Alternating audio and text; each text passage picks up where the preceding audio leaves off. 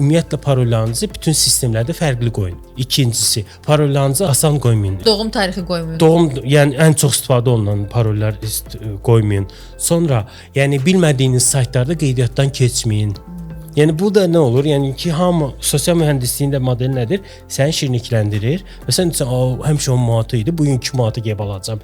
Biznes mühəndisi 8 manat. Əslində qabağa düşmürsən, özün də bilmədən dala düşmüş olursan və bu, yəni ki, bu adi bir modelidir. Bu tipli çoxlu modellər var.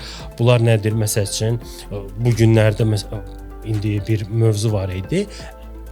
Hansısa bir internet paketlərinin endirimi verirdilər. Belə eşitmişdim. Yəni siz də neyinsə hamımız internet alırıq ayın əvvəli və görürük ki 20 manat aldığımız internet paketi 5 manatdır. O dəqiqə qaçırıq və ora kart hətta məlumatlarımızı da əlavə etmiş oluruq. Nə olacaq?